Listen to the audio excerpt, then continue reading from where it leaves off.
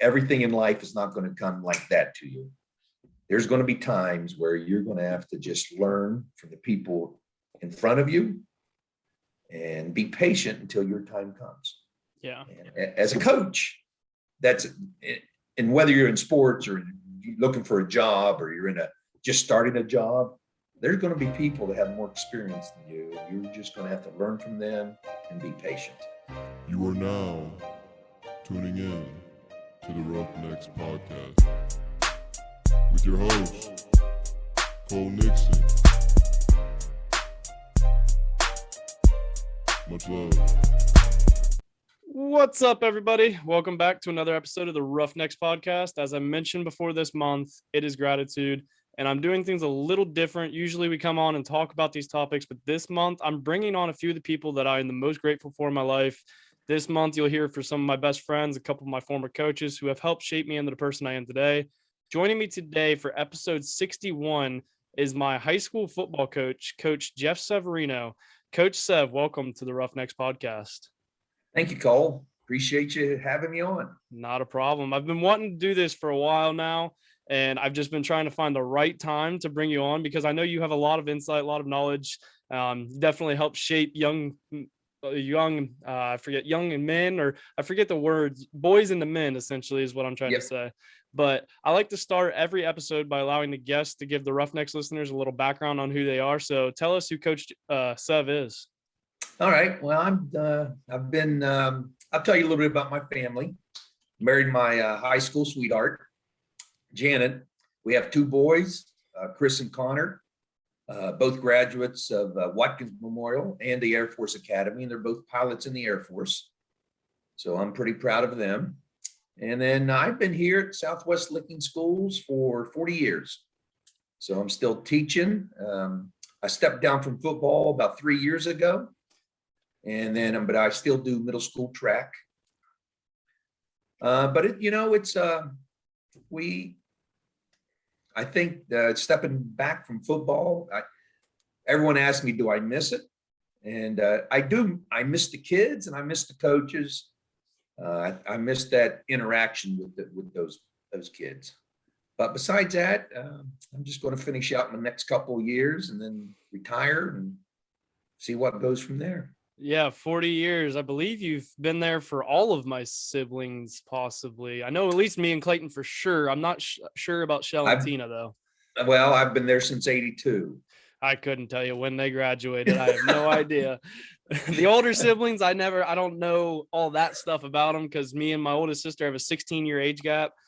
But Schetzel, she went to Michelle graduated with Schetzel. So I don't know when that was, but I think, probably 91, 92, something like that.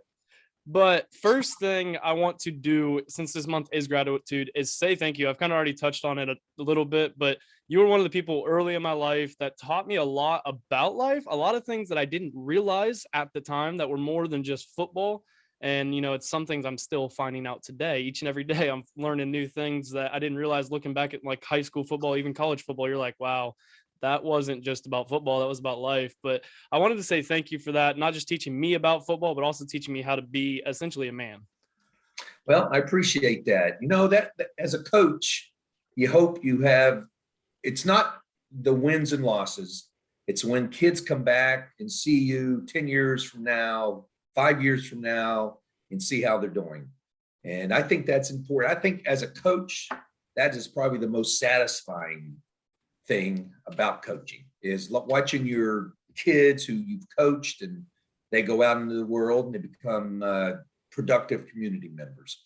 Yes. And it's crazy to think like what a sport can do for somebody. It can change a person's life. Like I've seen it with a lot of kids we've had kids come into college who, they were from bad part, like they went through a rough time, but then all of a sudden when they get to college, it seems like they start to change their life because they're around that community, essentially with football community that kind of brings people up. And I think you're right about that. There are kids who come from some pretty bad backgrounds, but when they get around other kids who have a similar goal in life to make themselves better, I think you help uplift those kids.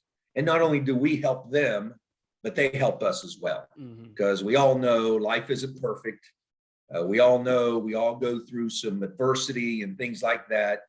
And we hope as coaches that when we send you guys off, whether you're graduating from high school, graduating from college, that when you walk out into your wherever you live, that you will give back to those kids as we have given to you. 100%. But the one thing I do want to ask, because I don't know if I've ever heard anybody ask you this, where did the whole Sev thing come from? I mean, it's kind of self-explanatory with the whole Severino, but there's got to be a little bit of an origin story behind it. Well, I had 5 brothers. They were all named Sev. And it was just something that, I was in high school, they called me Sev. I think it was just kind of an easier term than Severino. But when I got into college, it was the same thing. When I started my freshman year in college and I was playing football, we all just kind of, we had friends and we got together and everyone just started. It was just a kind of a fluke because that's the first 3 letters of my last name. Mm-hmm. So. Yeah. I mean, Clayton got it more than I did, but we used to always get called the Knicks. Like mom, Yeah. We always knew if we heard mom, especially you didn't really notice it in football, but in basketball, if you heard mom up in the stands saying something about Knicks, you knew you were in trouble and you needed to tone it down a little bit. That's probably true. That is true. But you mentioned it a little bit. You played a little bit of college football yourself as well, correct? I did. I played at Bethany College, a Division III school. Probably one of the best decisions I ever made. And I talk to all my kids. I teach a coaching class at the high school. So I get a lot of athletes in my coaching class, and I talk to them about Division I, II, and III. And, there's differences. Let's face it, Division I scholarship, Division II is partial scholarship. Division III is all based on academic need. Mm-hmm. But I don't care what division you play at, you're going to run into some pretty good athletes, and you're going to have to learn how to compete. But when I went to Bethany, it was just, you come in with probably, how Division III is. They go out and bring in about 80 kids. Mm-hmm. Their main thing is to bring people on campus.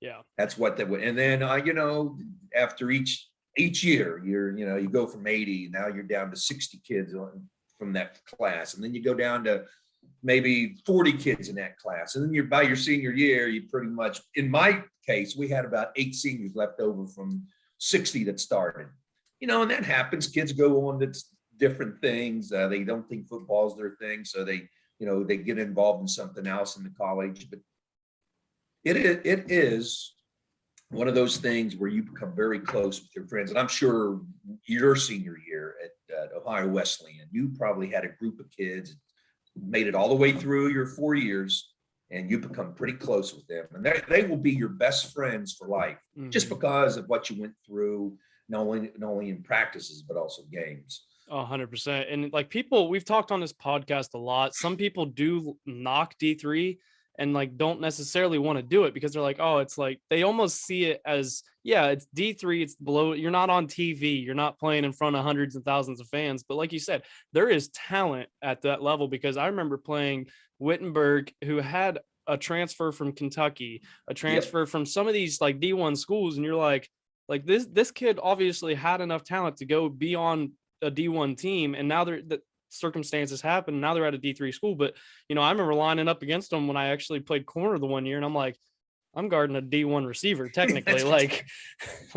There is a ton of talent. And like you said, like you watch your class just dwindle, because my freshman year at Ohio Wesleyan, I believe we brought in one of the biggest classes that Watts had. And by the end of it, we had double digits, but I think it was like 12. And I believe like 1 or 2 of them was a transfer in. So they didn't even come in from like our freshman year. Yep. But there's actually still, I believe, about 6 of them still up there at Ohio Wesleyan, still playing, using their COVID year essentially and playing this year. But they're doing pretty well, so I'm happy for them.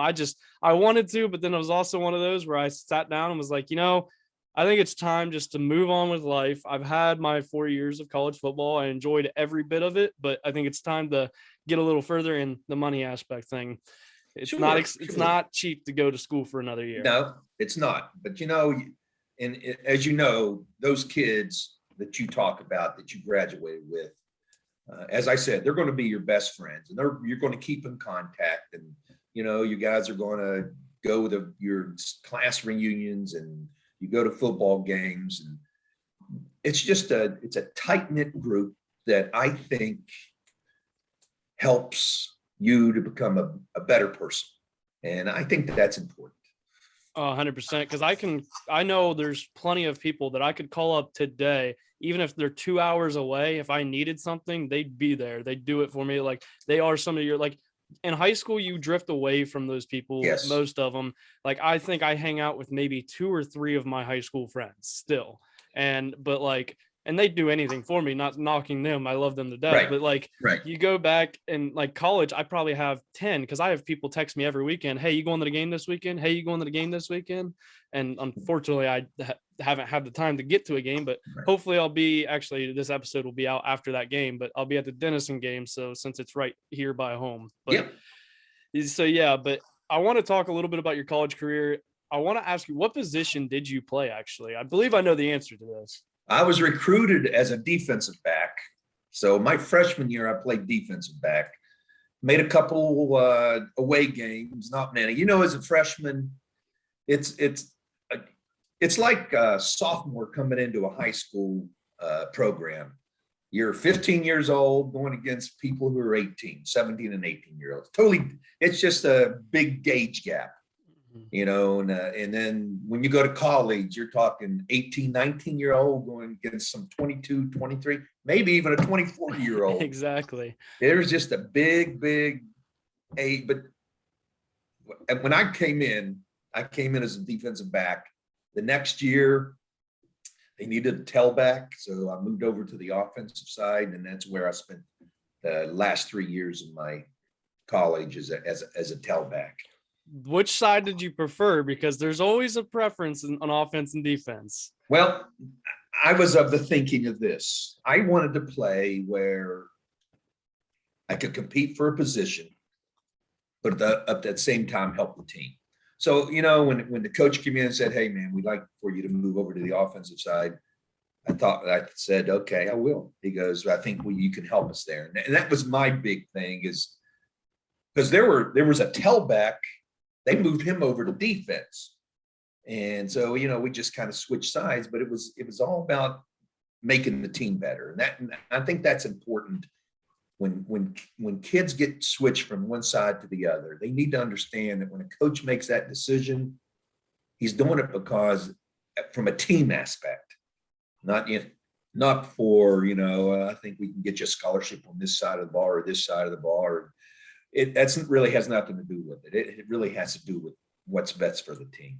Yeah, that is one of the things I learned from you. I remember, you always used to talk, don't whine and complain. Just do because it's what's best for the team. You may not think it is, but the coach, you have to trust your coaches and trust what they have, their instincts. Because I remember my junior year when they switched me to corner, I'm like, I never thought I could be a corner. And I'm like, I really don't know how I'm going to be able to do this. But I was like, that's where we had a kind of a hole, and we had plenty of safeties that we had. I think there was 4 in front of me.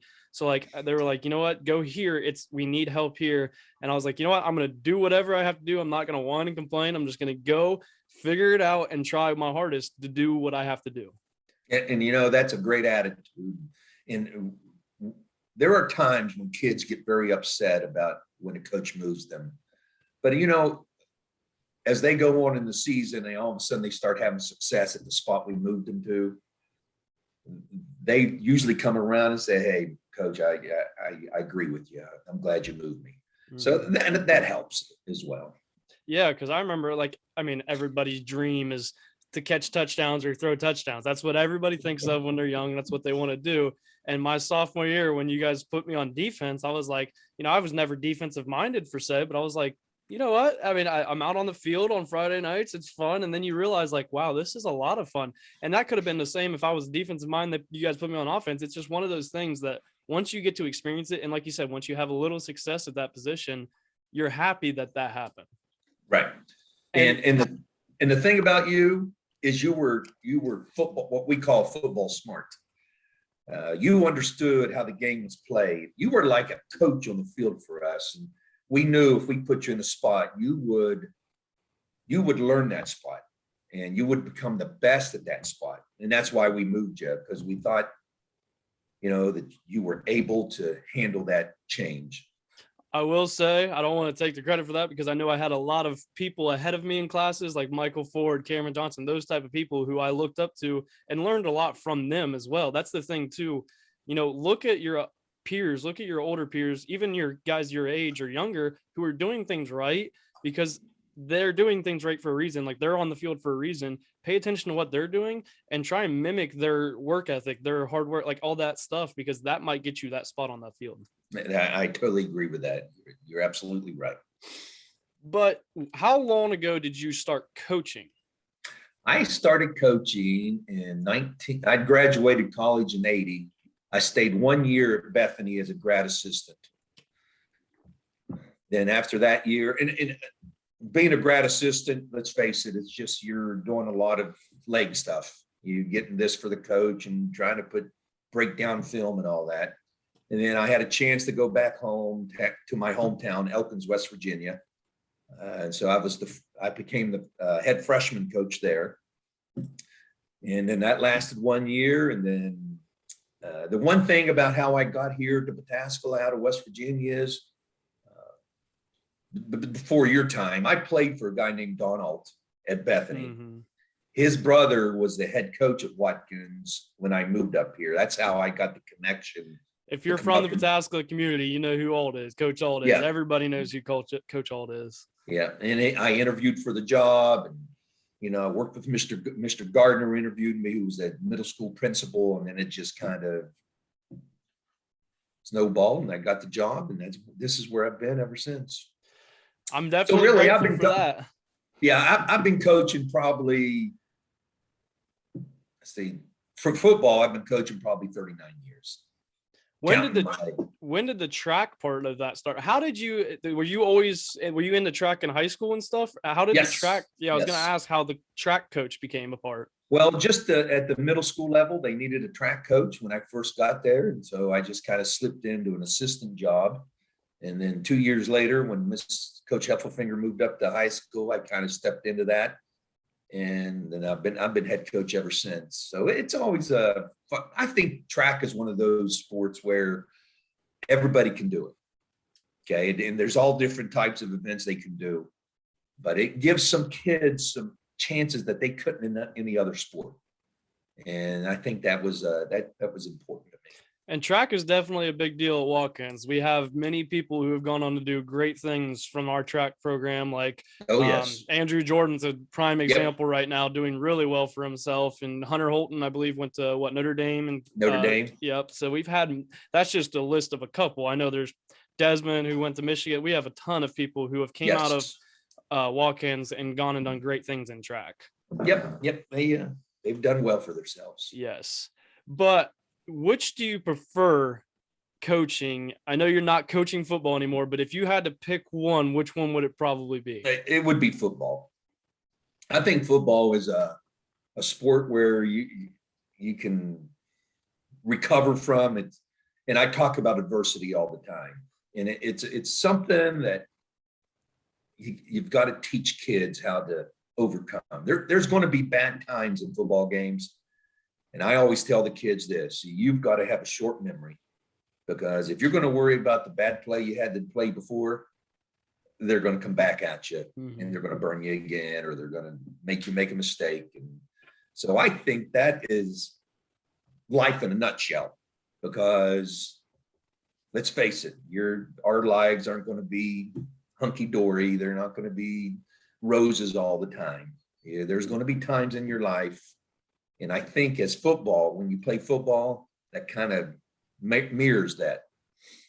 Yes, 100%. Because I remember, like you said, like you can't let that one play. You got to have a short memory, because I mean, playing DB, especially if you got beat deep for a pass and you're sitting there hanging your head, they're going to throw it right back at you, because they know you're down. You're not thinking about the next play. You're not focused. And that was one thing me and Scott, I've talked about it, like now that we're out of school and stuff. And we've sat there and we're like, Coach Sev always used to tell us at halftime, we're going to have adversity. You're going to have adversity. We were like, it doesn't matter if we were down 10 or up 10. We were getting the adversity talk because no matter what, you're going to get the adversity. Like even there's always going to be something, and like adversity of maybe you're not getting the calls from the ref, but like you said, it translates into life to where, you know, you're going to have those hard times, but what are you going to do about it? You can't just hang your head because life's just going to keep moving. You'll just keep getting ran over. That's exactly right. And learning to bounce back and, you know, overcoming the shortcomings is important. Yes. But you've coached multiple different positions in your football coaching career. Yeah. What all positions? You've probably coached pretty much every position, haven't you? I have. When I first came to Watkins, I was the tight ends coach and tackles coach. Now, when I first came to Watkins, we ran a straight T, 2 tight ends, 3 backs in the backfield, and all we did was block down, kick out. That's just how it was back then. But I started that without, and then I moved to offensive back. Then back in my day, which was, we had to coach both sides of the ball. Mm-hmm. So, you know, I would coach one side, then when it was a defensive day, we moved over. But my favorite position of all has always been corner. I just think that corner is one of those positions where you're put out there on an island and you either sink or you swim. Mm-hmm. And if you don't have the right kid out there with that type of attitude that, you know, I've got to make this play, it's going to be a long night for them. And I think you learn a lot about kids when you put them out there on an island and, you know, they're out there all by themselves. They don't have any help over top. And, you know, they're just playing their butt off to not make a mistake. Yeah, I remember every school has the call where if you get, you know, I think in college we called it yo-yo, where that means you're on your own. And like I believe I don't even remember what we called it back when I was in high school. I think red or something, but everybody has a call where the safeties told you you're on your own by yourself. You gotta do it yourself. But corner is definitely a position like it was. I'd say, because I've played both safety and corner. Safety takes a lot more thought, but corner takes a lot more skill. Yes, I totally agree with you there. You're just one-on-one out there. Yeah. And, you know, those are things that I don't think people understand how, I know people are screaming and yelling at you. Your coaches are yelling, watch out, they're going to come at you. They're going to come at you. But you've got to be focused out there. You can't take a play off or it's going to be a rough day. Like we always say, the band's going to be striking. Yeah. That's exactly if you take a play off, the band's going to be starting to play. Yeah. But was coaching always in your mind from when, is that kind of something that you always wanted to get into? I did. When I started, when I was in high school, I was very fortunate to have some great coaches, you know, and not everybody does that. And not everybody gets great coaches, but I was very fortunate.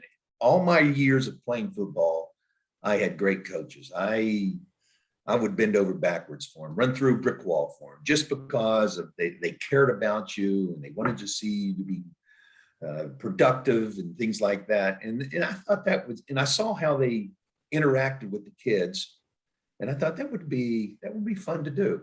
You know, I wanted to become a teacher, and then I said coaching would just be a cherry on top of it. And, you know, I've been lucky. I've had some, not only me as a head coach, but I've had great coaches I've coached with over the last 30 some years. And that's what makes coaching fun. Mm-hmm. Working with those kids working with the coaches on the weekends and going out scouting together and trying to put a game plan together. And all of a sudden on Friday night, it works like you put it together. That is fantastic. But, you know, there's always the other side where you put game plan together and on the second play of the game, it goes out the window and you're trying to adjust. And, you know, and that's why you have 4 or 5 assistants to kind of help you to get things going.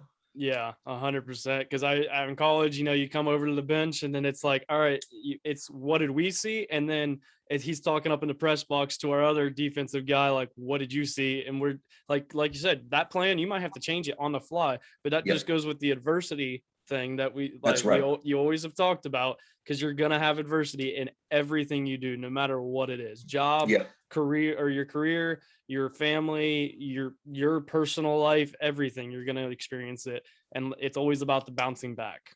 People probably don't know this, but when you were a senior, you broke your, was it your collarbone? Elbow. Second game of the year, I think. Yep, first home game of the year. against Walnut Ridge, I believe. Yes.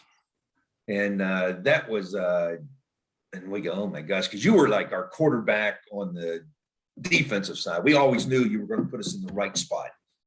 And so you broke your collarbone, and then all of a sudden, we don't have you for maybe 6 games? I believe it was 4 or 5 games. Yes, I think you came back against Lakewood. Yep. Yeah. And you had that interception. And I looked over at Coach Warrington and I said, hey, I think Cole's back. Those are the things that other people don't see. Other people would have just said, oh man, I'm not good. But you came up to every practice. You helped our younger kids get ready. You helped the guy behind you who was backing you up get ready. You prepped them and you got them ready, and you talked to them on the sidelines. I think that's important. And when you came back and was able to play, even the backup that was taking your spot, he only had great things to say about you because he knew how much you helped him. And so those are things you like to see from your players. Yeah. Bouncing back from an injury and then coming out and getting right back into it.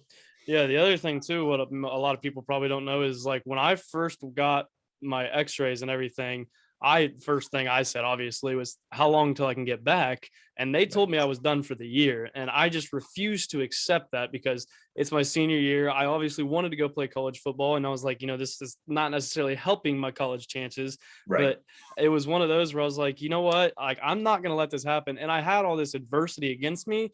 But like you said, what are you going to do? Just that kind of goes with the whole slogan of this podcast, which is grab the bull by the horns. And it, like, the bull is life, and we're the bull rider, and it's going to knock you down. But you can't just lay there and let it just walk all over you. You have to get up, grab the bull by the horns, and take control of your life. And only you can take control of your life. Other people can push you in the right direction. But at the end of the day, you're the one that is deciding the outcome of what happens. That's it. That's exactly right. And I think having a positive attitude in anything that you do is a plus. And I always talk to my kids, and not, at the high school, I teach weightlifting classes. And I have a coaching class and I teach a health class, but I tell them all, I said, you guys you're going to come out of this class and you're going to move on, but how you work in my classes is important. Try and be your best, especially in weightlifting. And you were always in the weight room, but these kids, they think, well, I don't have to work hard today. And you can tell a lot about a kid when you're teaching weightlifting, mm-hmm. How they, on that last rep, do they push or do they give up? And that kind of tells you a little bit about, and I've got some kids who they will take those last 2 or 3 reps, even though they're at muscle fatigue, and really push it out. And then I got kids on the other side as well. Mm-hmm. I hope to move them on to try and learn to push themselves, but that's all part of learning. Mm-hmm. I mean, trying to push yourself. Yeah, you got to almost step out of your comfort zone, because it's going to be uncomfortable. You're going to have those uncomfortable times. Like, it's uncomfortable when you're barely able to push it up, and you might think it's a lightweight, even if it's a heavyweight. It's not comfortable. No. But that is where you grow, is when you push past that comfort zone and break through and keep going. Yes, that is exactly right. And it takes a while, some kids to learn it. Other kids come in, they already have it, and they just get better and better and better. And I don't know what makes kids do that.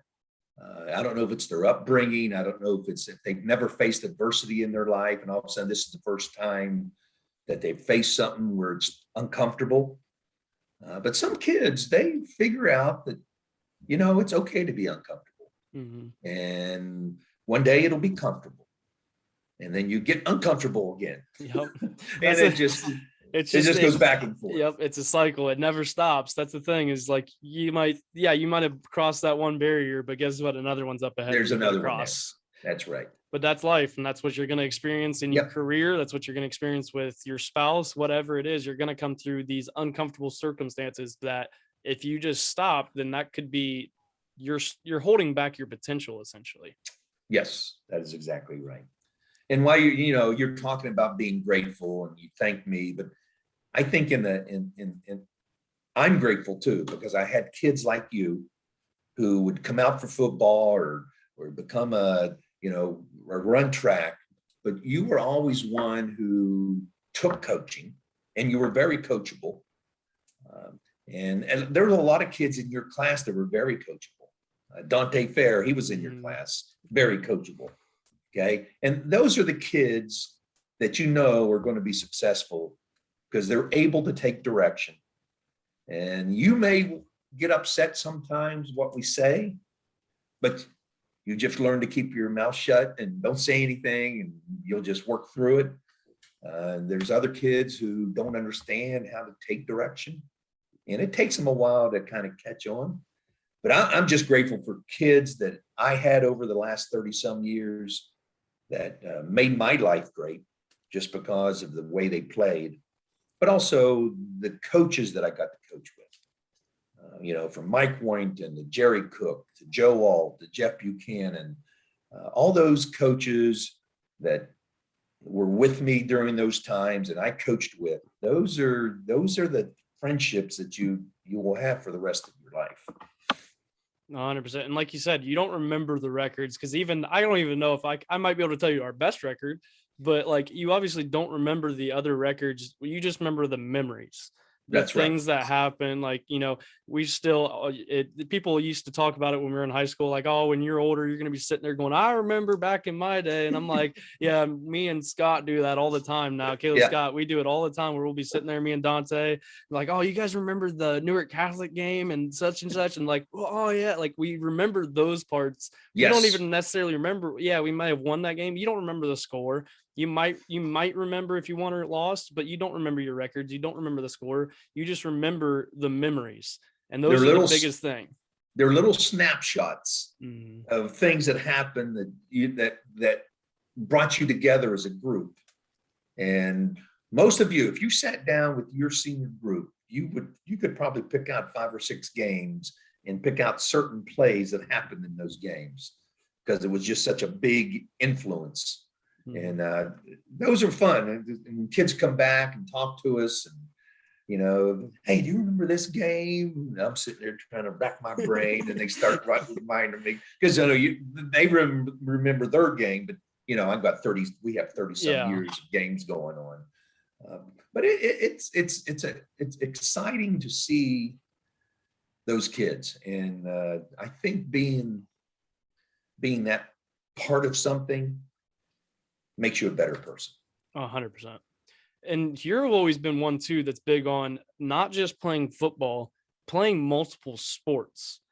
Yes. Because it'll always help you, and you get those more memories, more friendships, more, like, you just build more of a community. And that's something I've learned through college and from high school even. But like, I took an entrepreneurship class in college, and I've used it a lot of that class, my concept in this podcast with how I do things. And it's like, you build connections through everything. Exactly. And like every person you meet can be another connection to another person who, I've got more people coming on in next month, which I'm not going to announce the big guest yet, but like I used another connection, and actually a couple connections, to get this guest, because it's not like I have a direct connection, but like you build those connections through multiple sports, multiple, whatever. It's stepping outside your comfort zone, but playing multiple sports always helps you for your other sport as well. Yes, I totally agree. I was a big multi-sport guy. And in a school our size, you had to have multi-sport athletes to compete. And so and when a kid come up to me, and it was after football season, he was playing basketball, and we were starting weightlifting for football, and he would come into the weight room, I would say, hey man, it's basketball season now. You don't need to come to the weight room until your season's over. because I never wanted to put some kids in situations where, oh, I got to make a decision whether to go basketball practice or weight lift football. That's not fair to the kid. And so I always said, when basketball's over or when wrestling's over, you come into the weight room. If you're a 3-sport athlete, I was just hoping that their coaches in their sport had some type of lifting program. Yeah. And you would catch up with us in the summer. So I was always a proponent of multi-sport athletes. And those were always our better athletes. Yes. They were competing every season. They weren't taking any time off. Their grades were much better because they had to stay eligible and they had to stay on task. And some of these multi-sport athletes were also working. They would have jobs. And it carries over when you're all done with sports and you got to go out and find a job somewhere. Those are things you can look back on.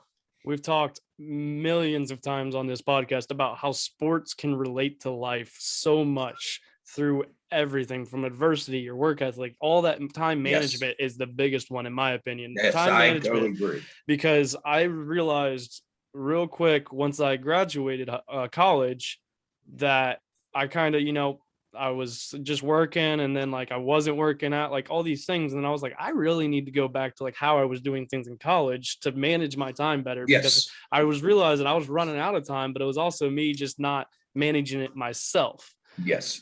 But it is something like through football in college, especially because, you have way less time than you did in high school when you're That's playing exactly a college right. sport.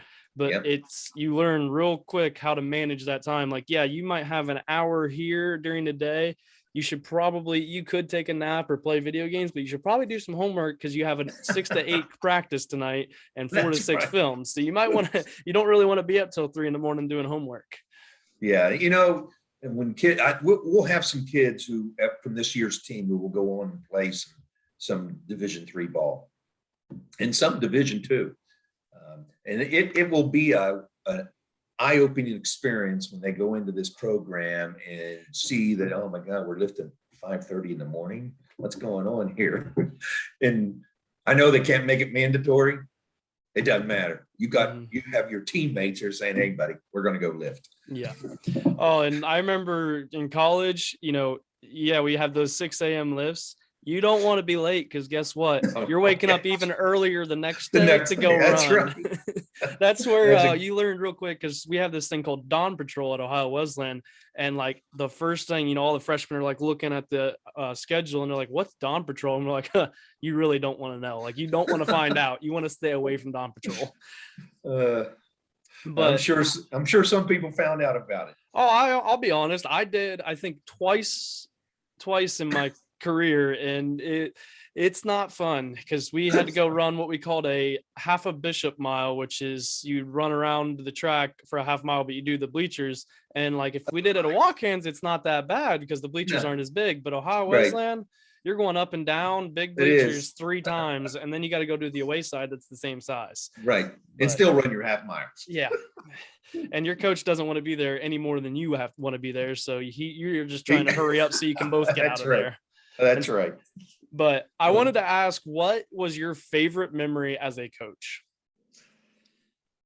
Favorite memory. And over a lot of years, I'm sure that's not necessarily something that's easy. Well, yeah, but the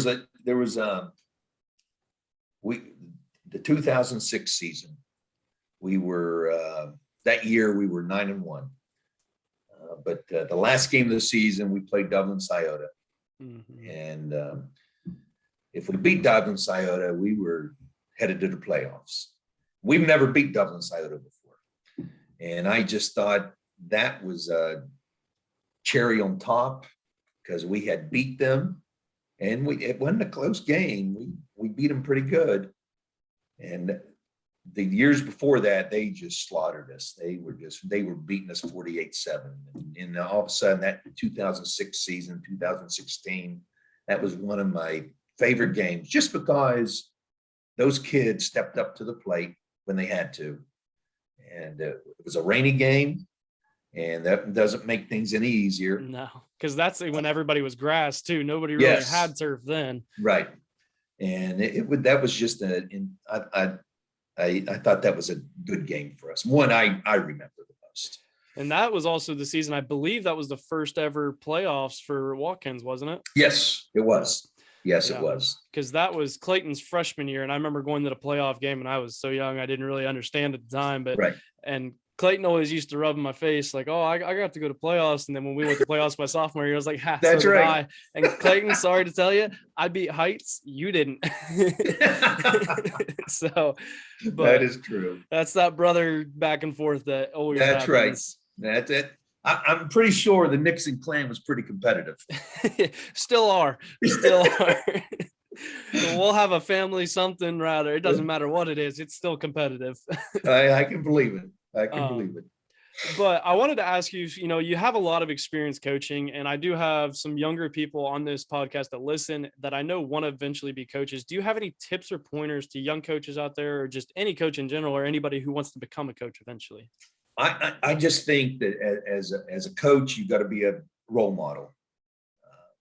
And when I say role model, I mean the kids look at you and you're making decisions that's best for the team. And I think the kids need to see things like that. And there are times when we all face adversity. How as a coach, how are you going to handle that? Because you got eyes behind you looking at you. And if you're nice, calm, and collective, and you're dealing with it in an organized manner, that's how those kids are going to deal with everything. So I think being a positive role model in their lives is something important. Mm-hmm. And the next thing is I try and get kids to understand that, and I have a saying that I give to the kids. It's work hard, stay disciplined, and be patient. Your time will come. Because these kids coming up through the program, they played with third graders, they played with fourth graders, played with their fifth graders, they played sixth graders, seventh graders, eighth graders, ninth graders. And all of a sudden, their sophomore year, they think they should be starting. Yeah. And I'm glad they think like that, but they may not be physically ready to start a varsity game.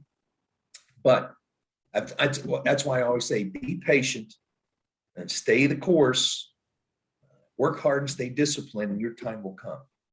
And I think as a coach, you've got to tell those kids, and don't get me wrong, there are some sophomores who start. Okay. They're just ready to start. They may not be physically ready. Maybe they're mentally ready to be able to play that game. And as they do that, as a coach, you just need to, make them understand that everything in life is not going to come like that to you. There's going to be times where you're going to have to just learn from the people in front of you and be patient until your time comes. Yeah.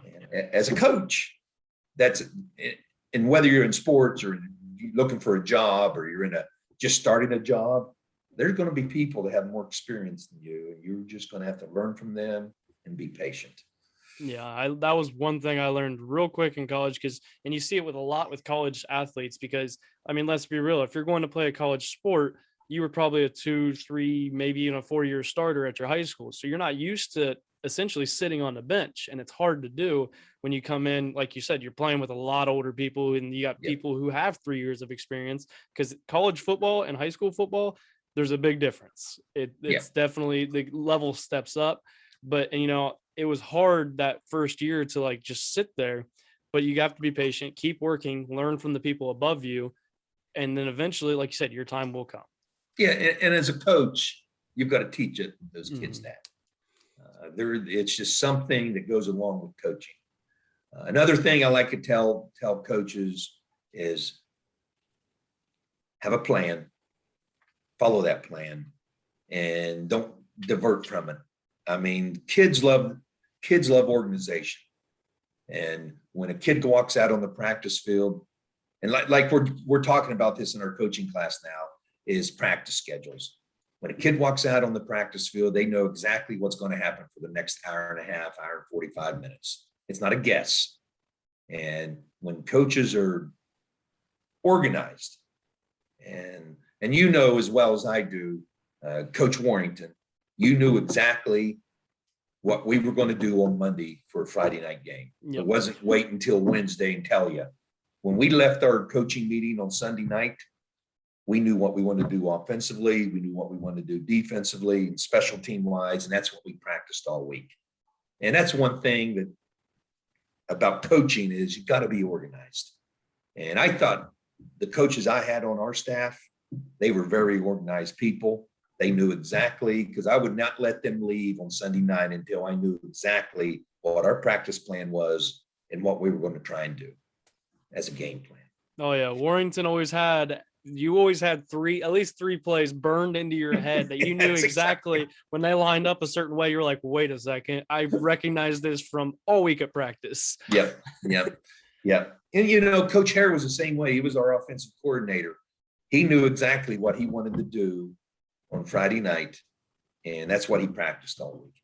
Exactly. So, And and that's why I'm grateful for those types of coaches, because they make me look good because of what they do on the underneath.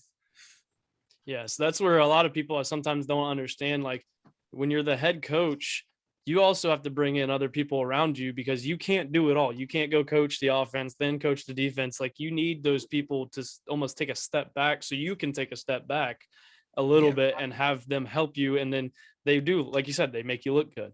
And I was very fortunate that I could trust those coaches because they knew what I wanted to do, but they knew how to implement it on both sides of the ball.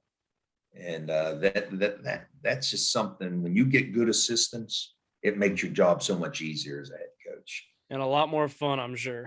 It was, yes, it was a lot more fun. But, even when things weren't going good, we'd have a 2-game losing streak or 3-game. It's not like we just stopped, and we were trying to get our kids to pop out of that.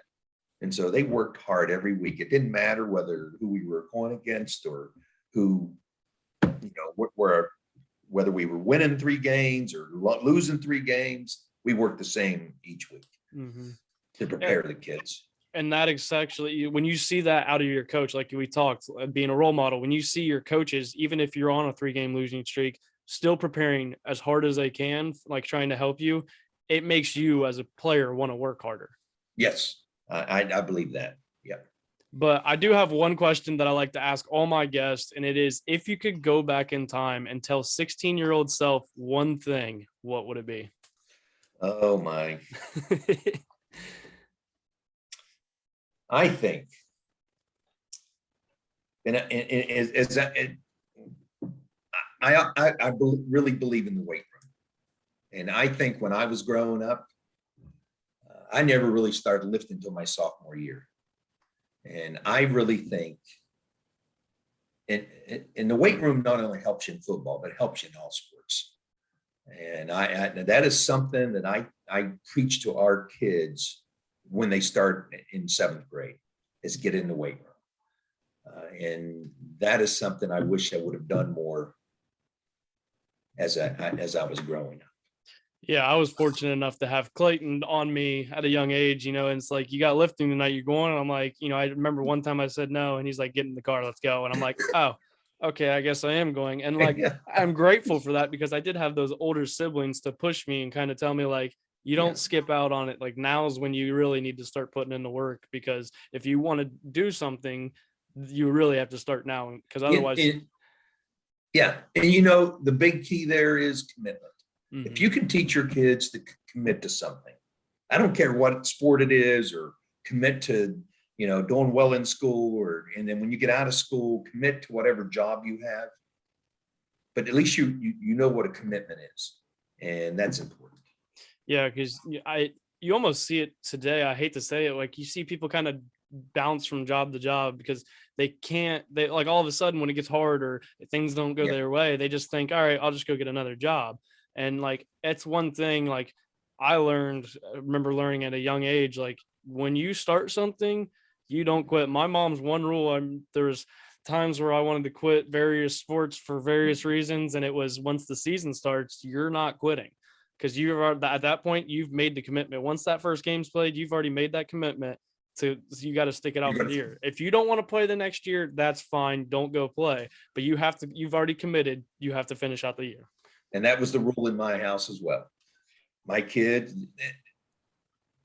I told him, I said, when you start a sport, you're going to finish it out. I don't care if you're having a bad year, you're going to finish it out. If you don't want to go out the next year, that's fine, but you're not going to bail on your team. Mm-hmm. And I was very fortunate because both my kids, they weren't like great athletes, but they did well in school and they did well in sports.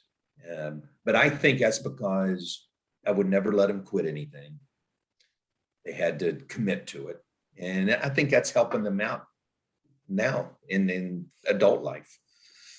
It's definitely gone a long way for them. You can definitely say that. They're definitely doing well in their careers from what I've seen. Yeah, they are.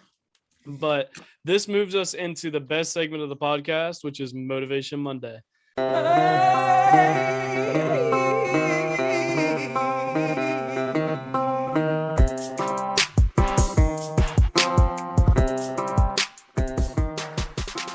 Is the point in the episode where I allow the guests to give a Roughnecks listeners a little inspirational bump to set the tone for their week as they listen on Monday morning. So what does Coach Sav?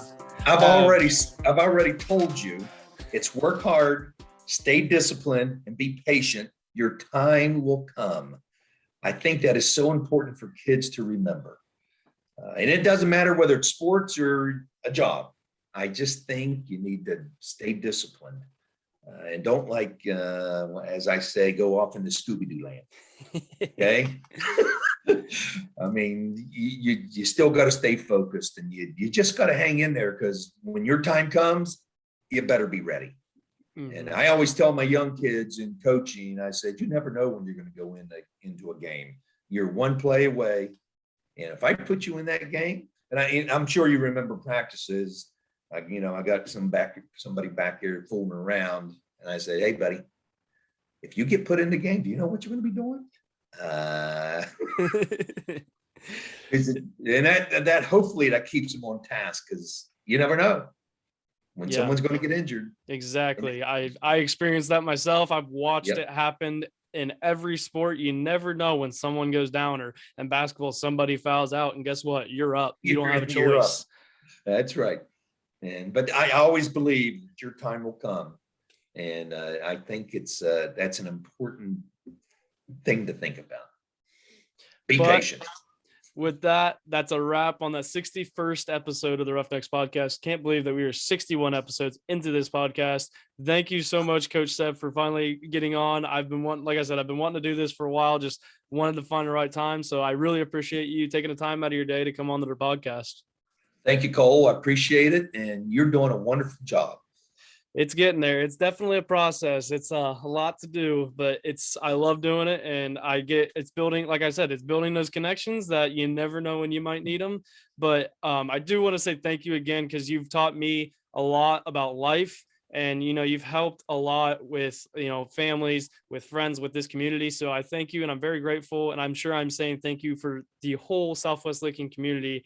Thank you for everything you've done for Watkins also, because I know you're about to retire, so it's getting close, but we are very grateful. I know everybody's very grateful for everything you've done for the community.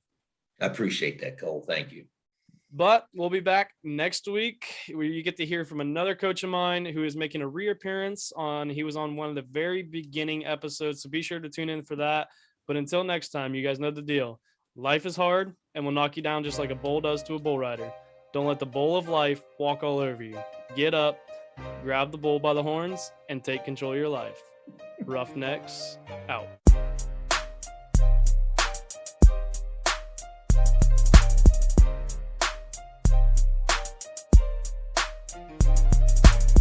Thank you all for tuning in to this week's episode of the Roughnecks podcast. If you like this show, then be sure to hit that subscribe button and the notification bell so that you don't miss any of our future episodes. Be sure to head over to social media and give us a follow on Instagram, Facebook, and TikTok at Roughnecks Podcast. And our Twitter is at Roughnecks Pod C1. If you ever have a guest idea or just a question that you want to shoot me, then email me at roughneckspodcast@gmail.com. Don't let that bull of life walk all over you when it knocks you down. Get up, grab the bull by the horns, and take control of your life. Until next week, Roughnecks out.